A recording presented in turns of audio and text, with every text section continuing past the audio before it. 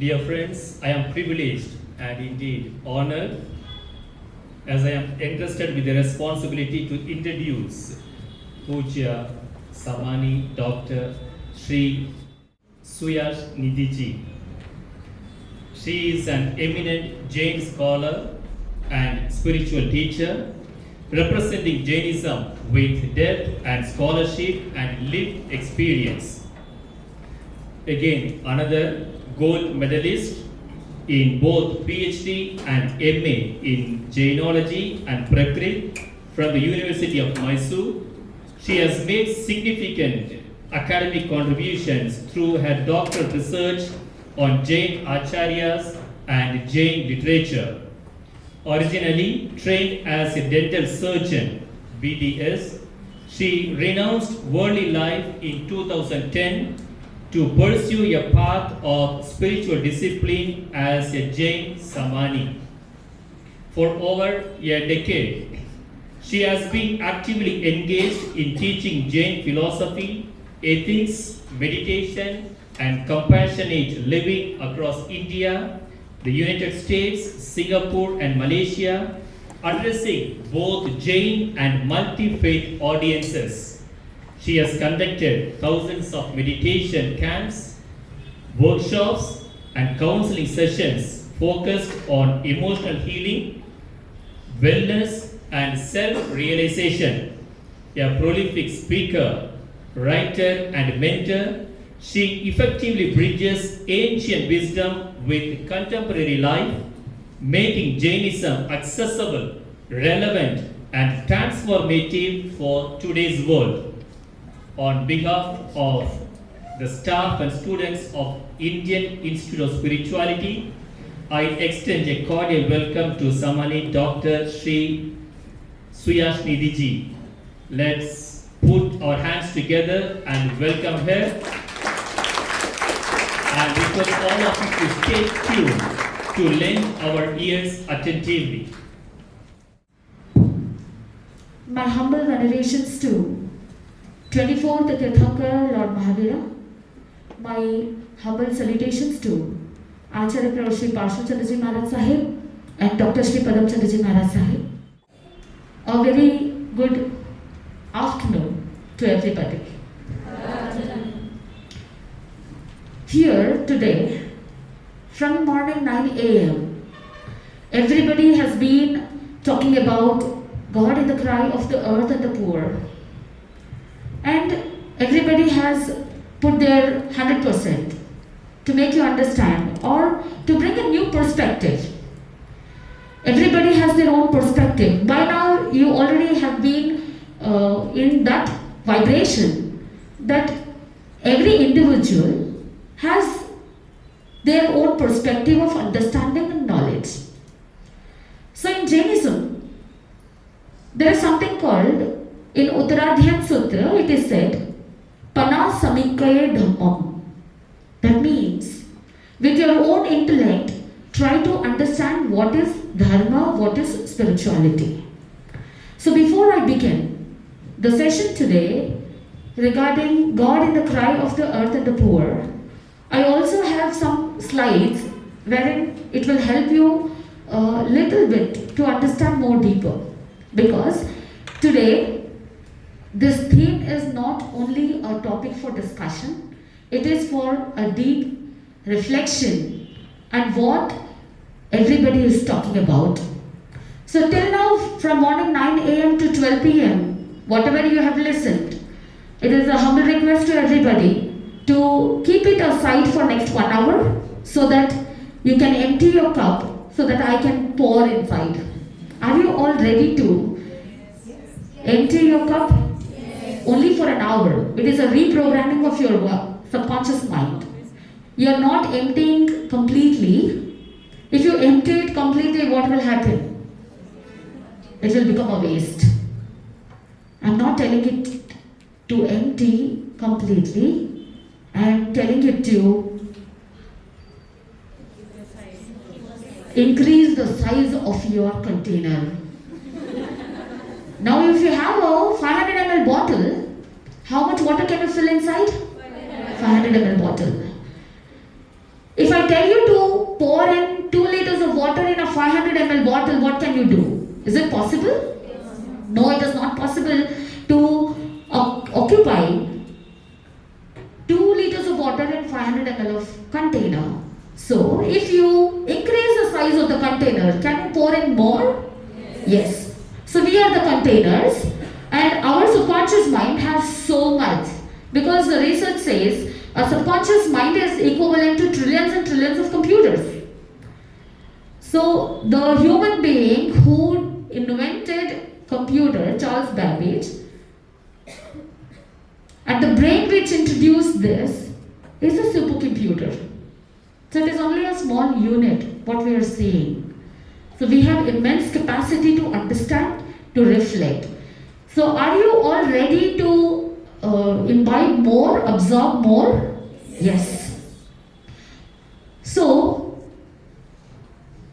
let me know if the slide is changing. Yeah. So God in the cry of the earth and the poor, it is a moral mirror placed before humanity. Across the cultures and religions, we are all asking the same question in different languages. Where is the divine when the earth is wounded? Where is God when millions live in hunger, fear and indignity?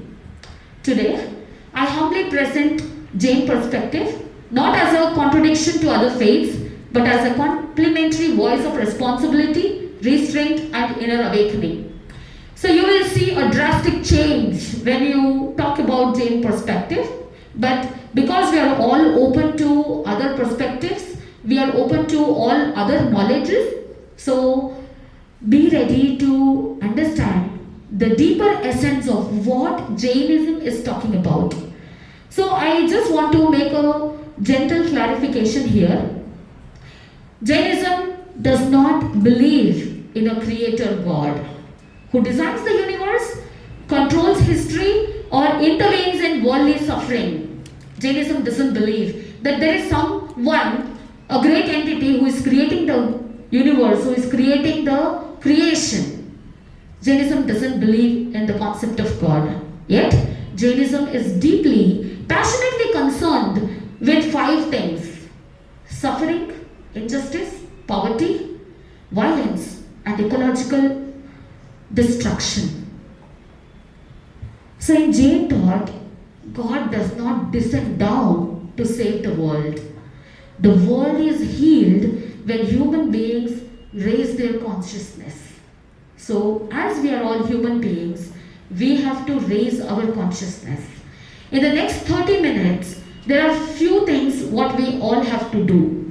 Because you are all the scholars, because you are all already into the field of spirituality, I'm not going to talk about how to do what to do.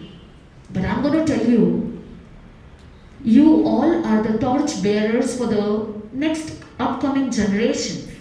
So people look forward to you, what you're going to teach.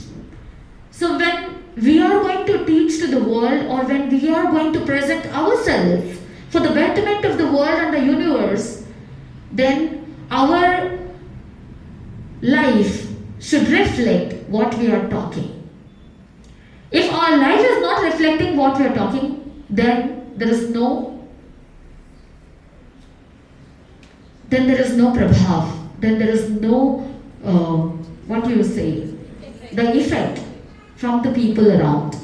So from morning we are listening to people, everybody, great scholars, with due respect, everybody is talking about the cry of the earth, the cry of the poor. We need to help the poor, we need to take care of the poor. But today, you have to raise your consciousness how we can do what we can do. Because there are crores and crores, billions and billions of people. How many people can you reach? But then, if every human being starts raising their consciousness, then we can make some difference in the world. Definitely we cannot change the world, but because it operates on its own, because there is, what Jainism believes is, there is no concept of God, but then every soul has the capacity to become like a God. Atmahi Paramatmahi. We have to raise our consciousness so that we can bring in that innate quality. So whenever the earth cries, whenever the poor cries, Jainism does not ask, why is God silent? Jainism asks, what has happened to human contact? What has happened to restraint? What has happened to compassion and responsibility? It is the responsibility of each and every individual to take care of themselves and also to the people around, all the living beings around, not only human beings, but every living being. That is what Jainism believes. So what is God in Jainism? In Jain philosophy, God is not an external authority. God is a Siddhartha, a liberated soul. So a soul has Siddhartha, a godlike living being, is completely freed itself from violence, that is Ahimsa, attachment, rag, aversion, dvesh, greed, lobha, ignorance, ajnana. So from morning you have been listening to all the greed, moha. Everybody has talked about all the the doshas which you all have to come out of it. So because you are already into the spiritual line, you from morning till evening you are into that energy wherein you never think of somebody ill about, right? So from mind, from speech, and also your actions, because you are into this serene environment, you never think ill about anyone. But there are few things which we have to manifest. So a Siddhartha, a godlike living being, a Paramatma is one, that soul who manifests infinite knowledge, Ananta Jnana, infinite perception, Ananta Darshan, infinite bliss, Ananta Sukh, and infinite energy, Ananta Virya. So every soul is a Paramatma when you actually inculcate all those qualities and arise yourself from all that negativities and be a such supreme soul. So every soul is a Siddhartha, every soul is a Paramatma. Terms and conditions applied. Whenever you buy a product, you get one small asterisk line in an asterisk mark, terms and conditions applied. Similarly, a soul can be a Siddhartha. The conditions are that you free your soul from all the negativities. Sufferings are bound to come. Problems are bound to come when we are in this life. But we should raise our consciousness, we should raise our energy to overcome, face it. There is a word called fear, F-E-A-R. What do you want to do? Everybody is talking about, so many people are out of fear. In this world, when you see people, they are fearful. The animals are fearful. Every living being is fearful. Are you fearful about your future? Do you have some emotions? Yes, that is the signal that we are living. We have that life inside, that we have emotions, we have feelings, we have thoughts. So it is a process. From thoughts you have feelings, then you have emotions, and then you process all those emotions. So there are love-based emotions, there are fear-based emotions. How do you work on it? There are so many negative emotions. From childhood, from the day we were born as human beings until we die, there are n number of emotions. And there are so many emotions which are unprocessed. And where there are emotions which are not processed, and then we try to uplift ourselves, it becomes really hardcore difficulty to overcome all these things. So first and foremost thing, my field of interest would be, I help people to overcome their emotions, the fear-based emotions. So fear, F-E-A-R, says, face everything and rise. So there is a negative impact of fear, right? When you talk about the word fear, everybody feels, oh, it is so wrong thing. But that word itself is giving you a message. You don't have to go for frightening. You have to face everything and rise. So this is what you have to learn from each and every word. None of the words are bad, none of the words are good. It is only our perception which is good or bad. So somebody was talking about memory, somebody was talking about mind. Memory can never be good, can never be bad. Even if we are young or old, memory is memory, good or bad. It is only our perception, that is why we say good and it is because of our perception we say bad. Everybody knows bitter gourd? How many of you like it? See, there are very few hands which is raising up, oh, I like Karela, I like bitter gourd, because it is really bitter. But if somebody is diabetic and doctor says, if you eat bitter gourd daily, then your insulin regulation is possible. And then you don't have to suffer from the high sugar, high glucose levels. Will you like it or not? Yes. Some people like it, it is a favorite sabzi of them. And some people don't like it. So it is only the mind, it is only in the perception. Some people feel that Dean has said something, you feel bad about it.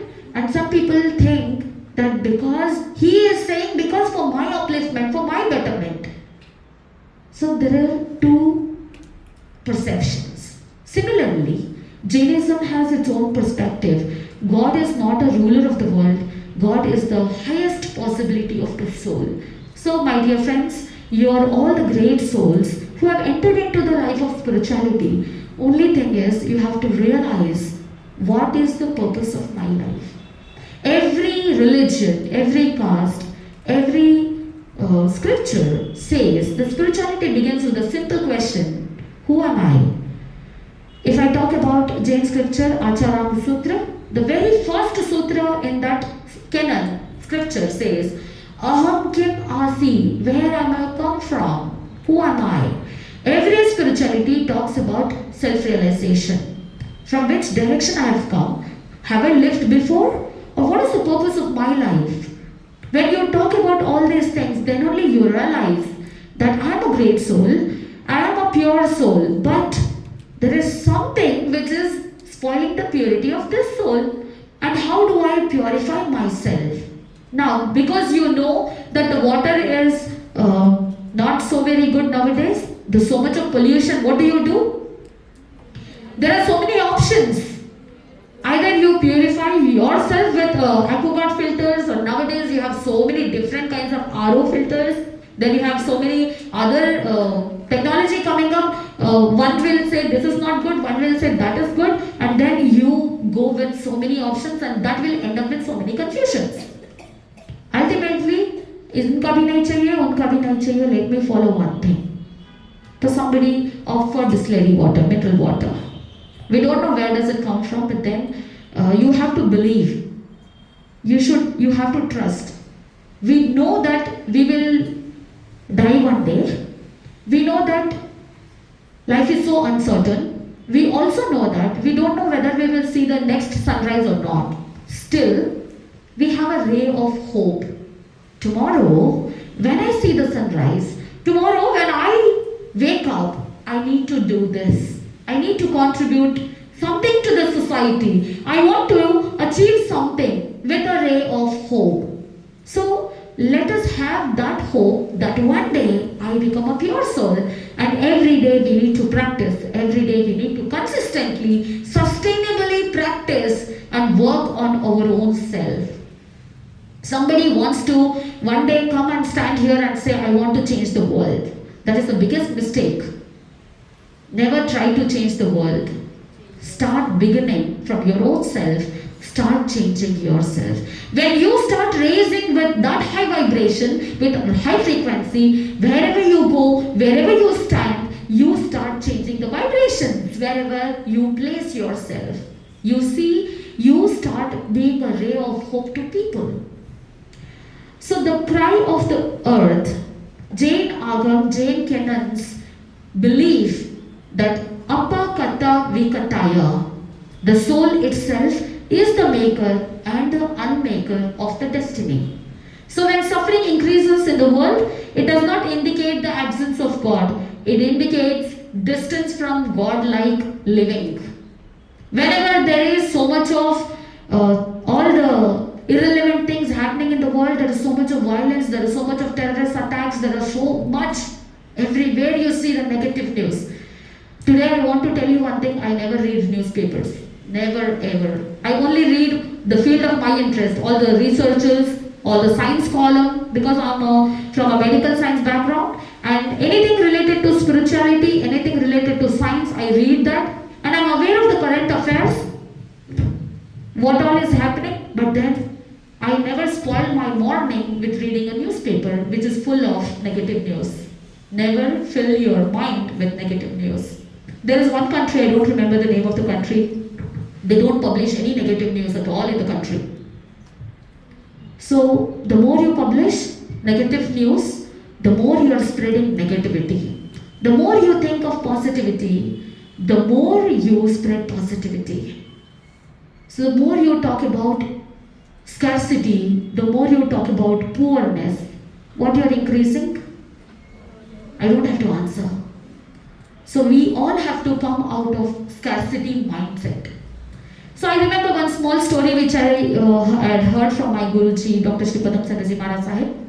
There are 3 friends. So let us make the session a little lighter. There are 3 friends who wanted to earn more money and they wanted to travel abroad.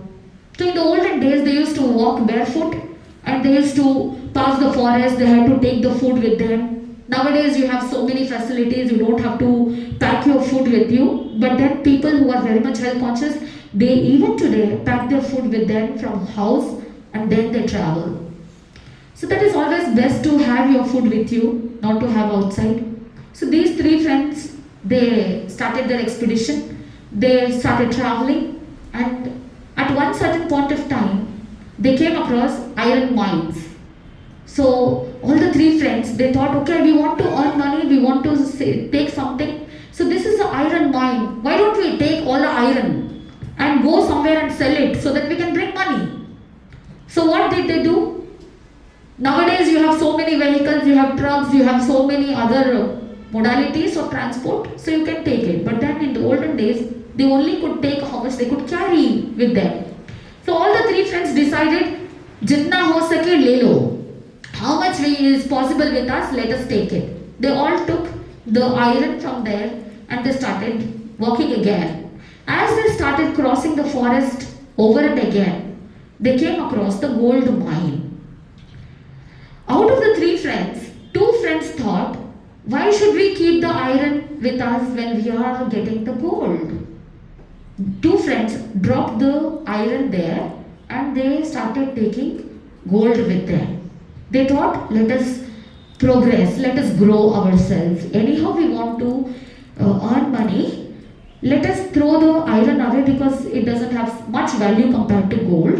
And nowadays if anybody gives a small piece of gold also, it is so valuable, right? What is the rate of the gold today? Yes? So that olden days also, according to the currency, it is tangible. So 2 of them took the gold, but the 3rd one, he is stuck with his own mindset. I have, with so much of energy, with so much of effort, I took all the iron. I will keep the iron with me. I will not take the gold with me, because he was stubborn to keep himself with what efforts he had done earlier. 2 friends left the iron, took the gold, and the 3rd person, the 3rd friend, kept with him the iron, and they all walked forward. As they walked, they came across diamonds and gemstones. There was a mine which was full of diamond and gemstones. Now what do you expect everybody to do? Iron, they had to take so much to earn similar amount of money. Gold, they don't have to carry so much, little is sufficient. When they came across the diamond, they don't have to lift so much. A few diamonds can make their life. So first 2 friends, they thought, why to carry such huge gold? Let us drop the gold here and let us take the diamonds and gemstones. The 3rd person, he was stubborn with his own mindset. He said, with so much effort I was carrying all the way, I carried this iron. How can I let it go? I want to keep it with me. He didn't take the gold, he didn't take the diamond. He was with iron and he started walking. When all the 3 came to their cities, 2 of the friends who had taken diamond with them, they sold few diamonds and they had a big mansion, they had all the facilities, all the comforts, everything. And this person, the 3rd person who had having iron with him, he sold the iron, and whatever money he got, he started having his own livelihood. And after all the money was over, he only had little money to buy some chana and sell it out. And he was so poor, and he was going to the streets announcing, anybody wants chana, I am selling this. And one day, as he was selling the chana, and he saw a big mansion, and in that mansion in the corridor, one of his friend was sitting aram se and he was enjoying the life. As soon as he saw him, he recognized, oh, he is my friend. Oh God, I would have listened to him that day. If I would have taken diamonds, today even I would have enjoyed all the comforts. But because I was stuck with my mindset, I am poor and struggling. The friend who was sitting in the corridor, he saw that person and he recognized and he came down. Both of them met each other. He welcomed that poor friend and he said, can you now at least let go your mindset and come with me so that I can help you out? So rich or poor is not in the outside world. It is not in the resources. Rich and poor is in the mind, the mindset. So every person should come out of the scarcity mindset.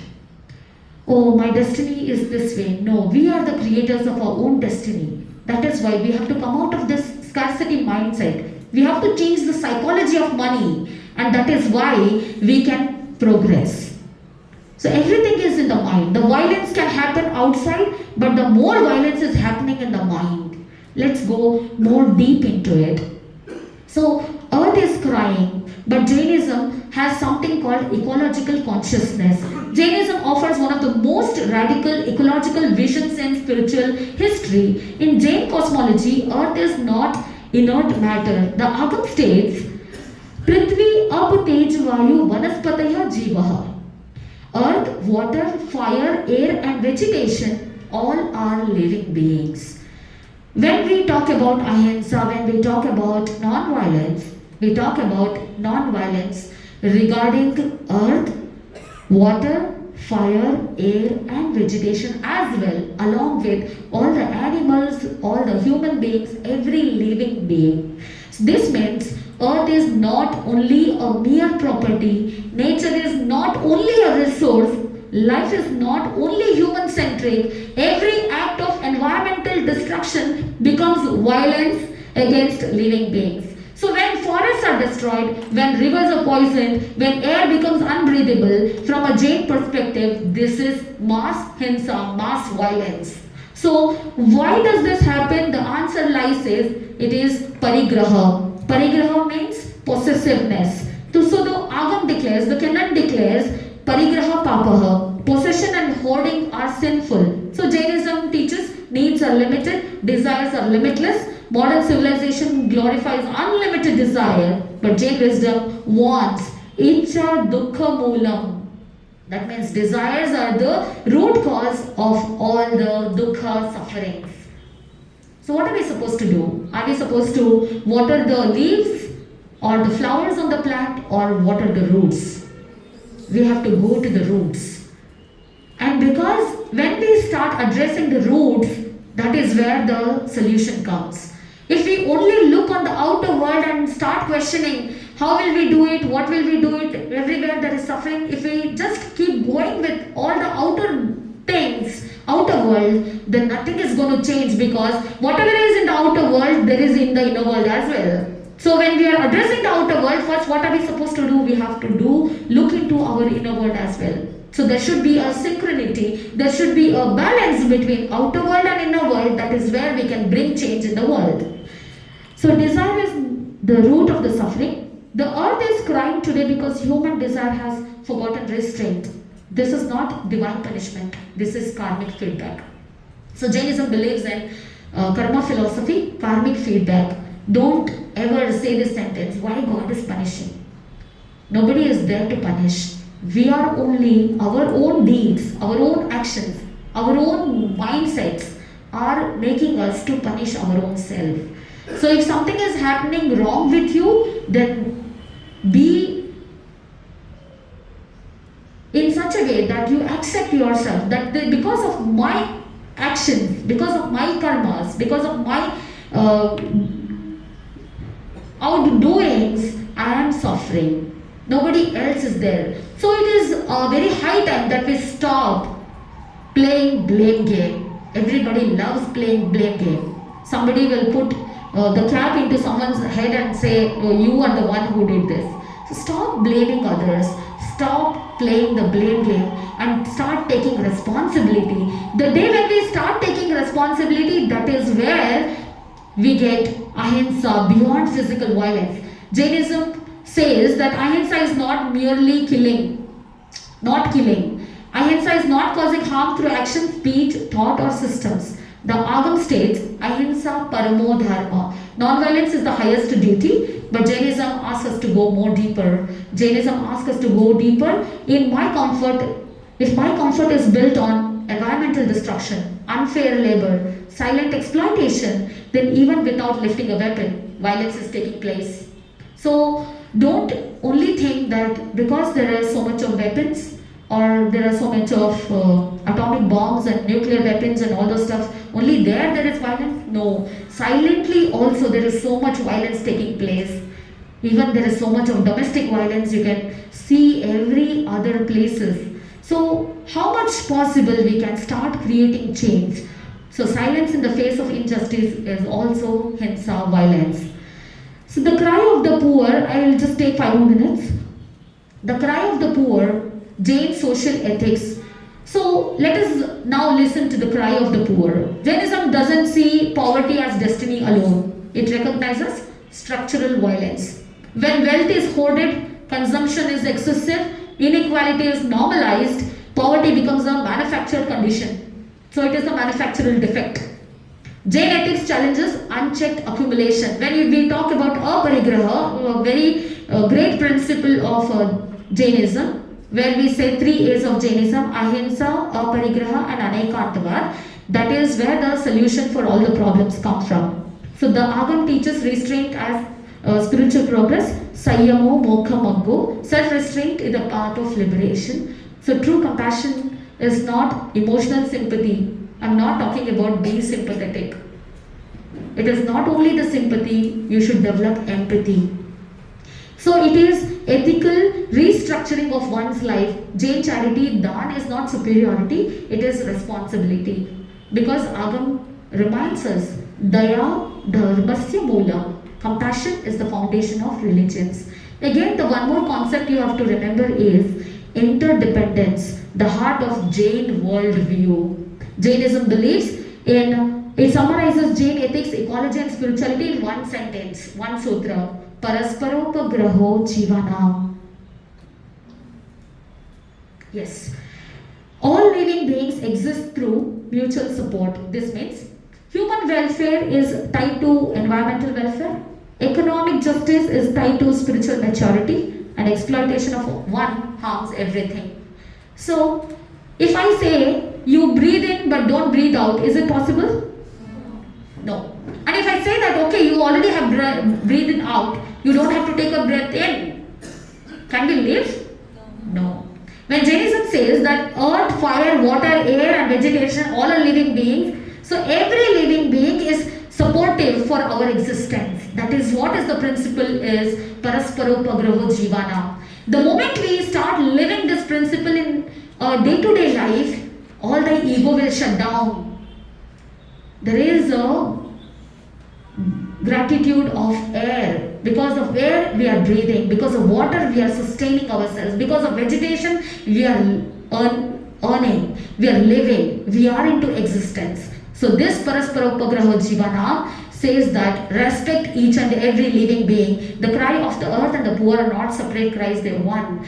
And the karma is not punishment, it is a responsibility. So these are the messages. Karma doesn't judge, it educates. It is not the punishment, it is giving us a message. The Jain response is, what are we supposed to do? The first thing what we have to do is, Jainism says, Sayyam, that is self-restraint. How do we restrain ourselves? Consume less. Whatever is important. We have to respect the resources. What are they coming from? For example, the paper you are writing, it is coming from what? tree. Let us have a little interaction. So all the questions will be answered here only. So how do we consume less? You can say that digitalization, right? But even in the digitalization, when fire is also a living being, we have to consume less. If I require only one tube light for my studies, why should I switch on 100 lights? Am I making sense? When I can brush my teeth one glass of water, why should I open the tap for 5-10 minutes and keep brushing the teeth again and again for 5 minutes and then keep the tap running all the while? Can I put it off when I'm not using it? This is the awareness. If you live this principle of Parasparo Pragraho Jivanam every day, every moment, Ahimsa, then we are actually saving all the resources: earth, fire, water, air and vegetation. So this is Ahimsa, and Sanyam is the answer for all the problems. So consume less, need less and waste less. Second is compassion in action. So everybody talks about compassion. Every religion talks about compassion, Karuna. I want to make one more quote. It is so easy to have compassion on other living beings, but it is so difficult to have compassion on our own self. Can we today start developing a little compassion on our own self? Can we be a little gentle on our own self? Can we not punish our own self? Be in the guilt mode all the while? Be in the negative mindset all the while? Can we change this mindset? Can we be compassionate? Yes or no? It is little difficult to be compassionate on our own self, but we have to develop. Try to understand that my soul has been suffering all these years, all these lifetimes. My soul doesn't deserve this. My soul deserves to be pure. My soul deserves to uplift myself as a Paramatma, as a godlike being. I want to be a Siddhatma. I want to be a pure soul. And that is where I want to work on my own self. Start working on your own self. Purify your own self, and that purification, that purity will radiate in every living being. So the moment you start understanding your own self, when I don't want sufferings, any other living being, whether it is plant or animals or any other living being in the whole universe, doesn't want to suffer. With one small story, I just end. There was a king. He wanted to have all the pleasures in the kingdom. One day, there were so many astrologers. King was very much inquisitive. How will I die? I wanted to know what situations will make me die. So there were so many astrologers. They were very scared of the king, and that's why they said they can't say the truth, that there are only 7 days remaining. But one astrologer was very bold enough, very courageous, brave. He said, King, whatever you want to do, how much ever you want to live, you only have 7 days. After 7 days, you will die. You will depart from this world. Then, king was not angry, but then he was more inquisitive. He asked the astrologer, you are the only one person who is very courageous, bold to say this, that after 7 days I'm going to die. I want to know, what will I become after dying? The astrologer, with so much courage, he said, Rajan, I want to say you something. After you die, the drainage of your own palace, you will become a cockroach in that drainage. After you die. So the karma feedback, it is not the punishment, it is the karmic feedback. You have done so much violence in your life, whatever you have done, all the bad things, or you are harmed or whatever, it is your karmic feedback that you will die and you will become a cockroach in this same palace. You will enjoy the luxury of the palace, definitely, because you will be roaming around here in the palace, but then you will not be a human being, you will be a cockroach. Does anybody wants to become a cockroach? No.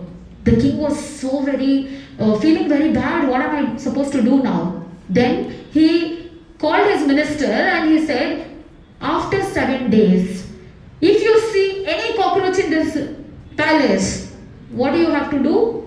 Just kill it. Because the king didn't want himself to be a cockroach. He was having so much luxury as a king, but all of a sudden, all the luxury will go. All of a sudden, he becomes a cockroach, and then he called the minister and said, "Kill that cockroach immediately when you see this."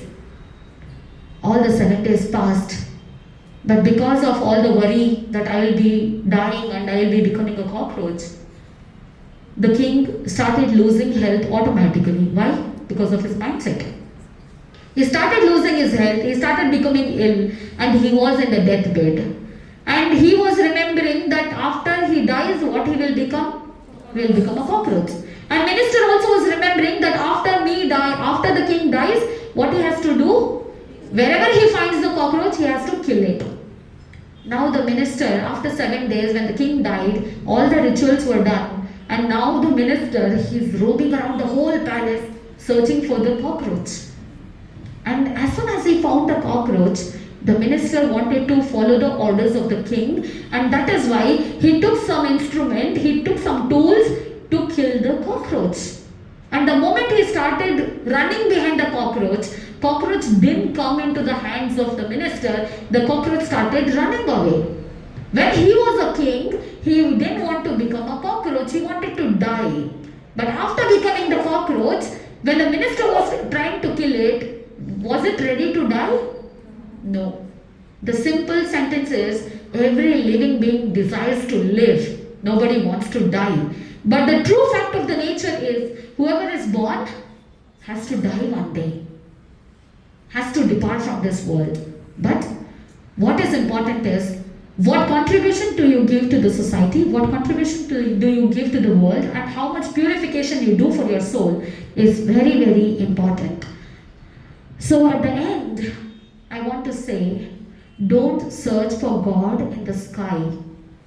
It asks us to become godlike in conduct. Watch your conduct. So when the earth cries, Jainism asks us to consume less. When the poor cry, Jainism asks us to possess less. And when both cry together, Jainism asks us to become more human. And the moment we become more human, the problems are solved. We are not only human beings, we have to become humans first. Human being and being human are two different things. It is only the shuffling of the words, human being and being human. The day when we start becoming more human, more restraint and more compassionate, we can change the mindset of people. And today on this dais, I am going to ask you only one thing. Start practicing non-violence. From the core heart, have compassion towards all the living beings, all the earth, water, fire, air and vegetation, all the animal kingdom, all the human beings. Don't look after only human beings, look after all the living beings in the universe. Every flower, every vegetation has that feeling, they can sense. Dr. Jagdish Chandra Bose has clearly given that experiment that even plants can feel, they can sense, they can feel your emotions. Every animal can sense the emotions. So you work on your own self, come up with as a great being and bring change in the society, bring change in the world, and that is how we can bring justice to today's theme, God in the cry of the earth and the poor. Thank you so much.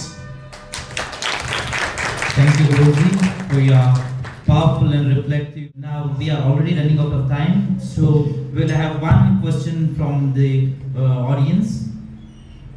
I think most of the questions and inquiries are already clear with the presentation and whatever I have spoken.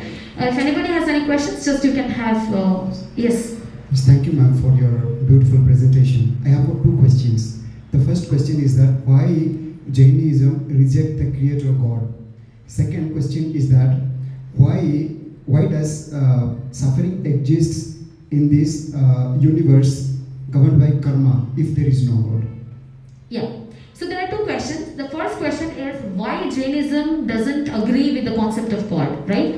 So Jainism believes in there are a set of Tirthankars, the great beings. Like in Christianity you have Jesus, in Hinduism you have Rama as Maryada Purushottam, Krishna as another Yoga Purush, and then in Hinduism you also have many other great beings In time immemorial, there are so many great beings, they come and they teach the world what changes they have to bring to the world, the revolution they want to bring, and then they bring a direct message.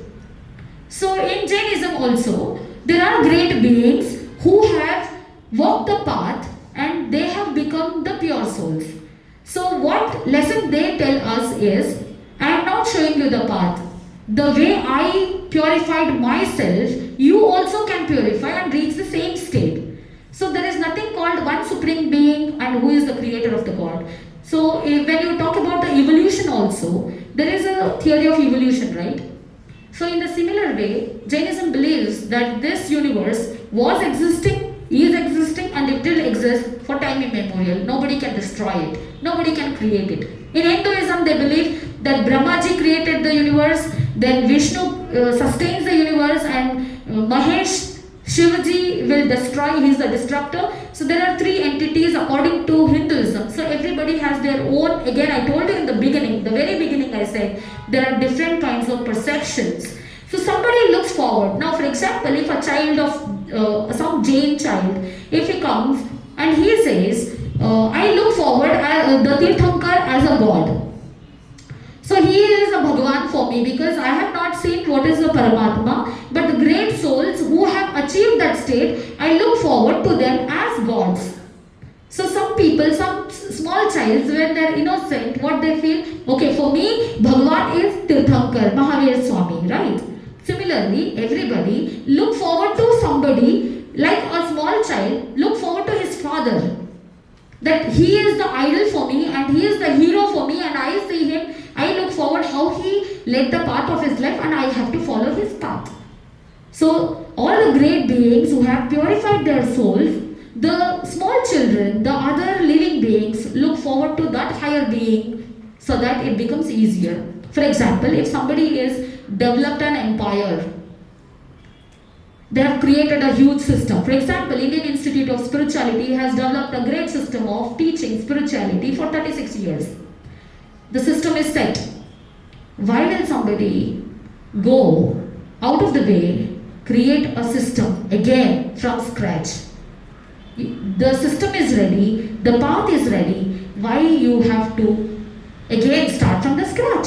Similarly, people, when they see these are the higher pure souls who have already achieved the goal, they have achieved the destination, why do I have to struggle again to look for the path? I am getting a clear path, let me work on it. Bangalore और मैसूर के बीच में अगर highway अच्छा है तो क्या आप footpath पे चलेंगे? नहीं, highway is ready. I can go in 2 hours. Why will I have to struggle? That is the point. The second question is, why there is a suffering? Suffering will be there because it is a karmic effect. So if you have a bouncing ball, if you put the ball on the wall, will it bounce back? Yes. Why? Because there is a theory of buoyancy, it will bounce back. Similarly, whatever actions we do, whatever we give to the universe, it has to come back. So if you help others do good karmas, do good deeds, definitely you will manifest good things in your life. Do you believe in the law of attraction and law of manifestation? So there are few universal laws which remain universal irrespective of what caste, what creed, what religion you follow. They are the universal entities, universal laws that remain the same. Do you believe in the principle law of gravity? Are we sitting here because of gravity? Yes?